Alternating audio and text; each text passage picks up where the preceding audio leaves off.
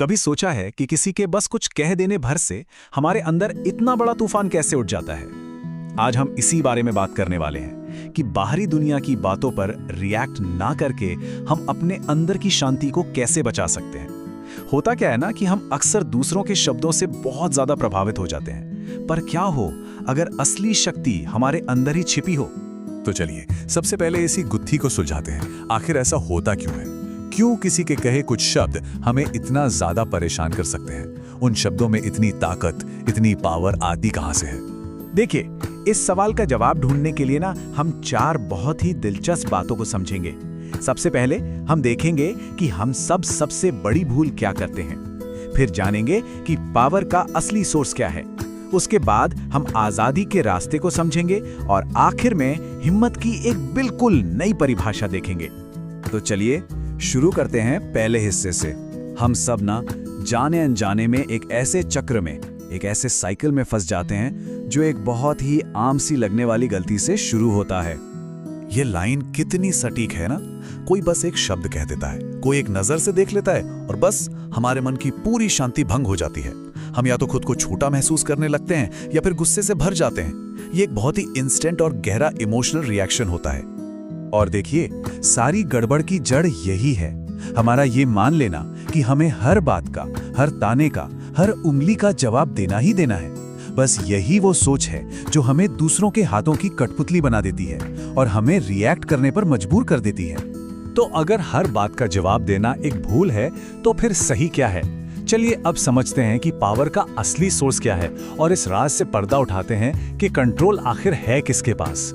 हम अक्सर यही सोचते हैं कि ताकत तो शब्दों में होती है, जिसने जो कहा उसमें होती है, पर असल में असली पावर वो तो हमारे ध्यान में है। शब्द तो बस हवा की तरह है। हम जब अपना ध्यान, अपनी अटेंशन उन पर लगाते हैं, तब हम उन्हें पावर देते हैं। इस बात को ना जरा और गहराई से समझिए। कोई भी बात हमें तभी चोट पहुंचा सकती है जब हम उसे सुनने का और उस पर ध्यान देने का फैसला करते हैं। कोई भी इंसान या कोई भी सोच हम पर तभी हावी हो सकती है जब हम उसे जरूरत से ज्यादा महत्व देते हैं। मतलब साफ है, पावर का रिमोट कंट्रोल असल में हमारे ही हाथ में है।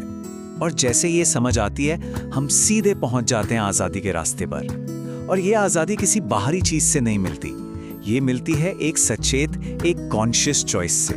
लेकिन इस रास्ते पर चलना बिल्कुल आसान नहीं है। क्यों? क्योंकि हमारा समाज, हमारे आसपास के लोग हमें लगातार रिएक्ट करना ही सिखाते हैं। हमें यही बताया जाता है कि चुप रहना कमजोरी है, अरे बहस करो, खुद को सही साबित करो।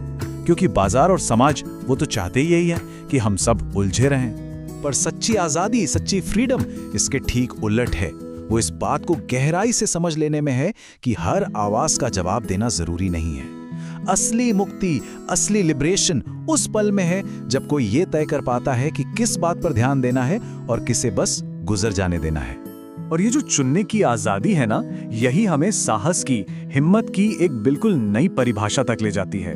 ये वो हिम्मत नहीं है जो लड़ने झगड़ने में है, बल्कि वो है जो शांत रहने में है। समाज में एक बहुत बड़ी गलतफहमी फैली हुई है कि किसी को नजरअंदाज करना, इग्नोर करना कायरता की निशानी है। यही माना जाता है कि जो बहादुर इंसान होता है वो हर चुनौती का सामना करता है, हर बात का मुंह तोड़ जवाब देता है।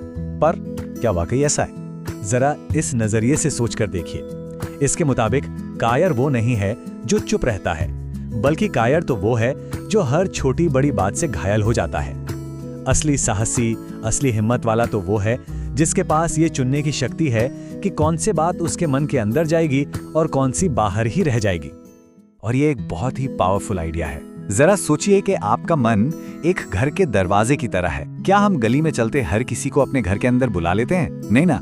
तो फिर हम हर विचार को, हर किसी के कहे शब्द को अपने मन के अंदर आने की इजाजत क्यों दे देते हैं?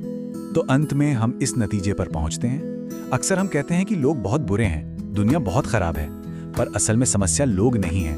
लोग तो जैसे हैं वैसे ही रहेंगे। असली समस्या है हमारा हर किसी को, हर बात को जरूरत से ज्यादा महत्व दे देना।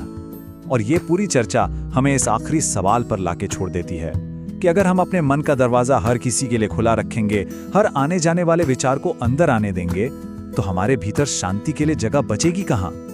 इस पर जरूर सोचिएगा।